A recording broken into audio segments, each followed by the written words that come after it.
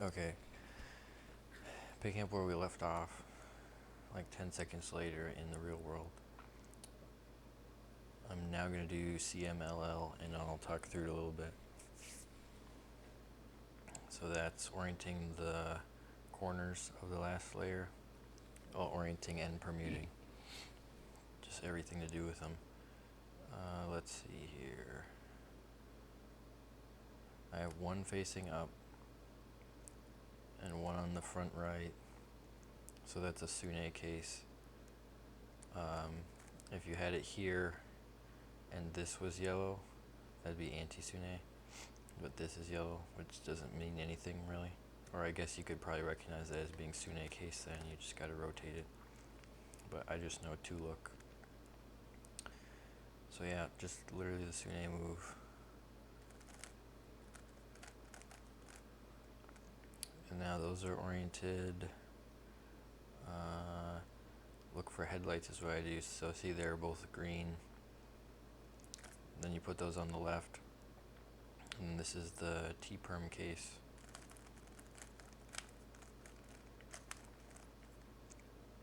And then that's sorted out. They all match now. Next you do edge orientation. You look for good and bad edges. You can have a white or a yellow based on the colors I started with on the top or the bottom. So these three are good, this one's bad. These three are good, this one's bad. So they always come in pairs, like even numbers. So just seeing one on top, you know there's another one somewhere else. And you want them on the top at the same time to deal with them. So I'm just going to do a U move to move that to the side.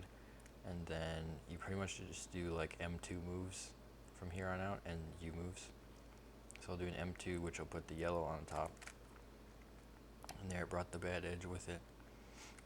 This case where they're adjacent, I put it so one's in the back and one's to the right. And then I just do M prime, U prime, M prime. Just those three moves. You use that for like every edge orientation case. And then this is the arrow case where you've got three of them like this. Then you look for a bad edge on the front or back, which is basically one of the white or yellow colors on the front side or the back side instead of the bottom. You can also tell by that it's bad, but you don't want to waste the time to look at the bottom basically. So then you point the arrow towards the bad edge, which is here in this case, and then you do those same moves, M prime, U prime, M prime. And I think I'm all good now. There's no bad edges on top. Look at the bottom, no bad edges. So that's done. Now I sort out the blue and green edges, getting them into the right spot.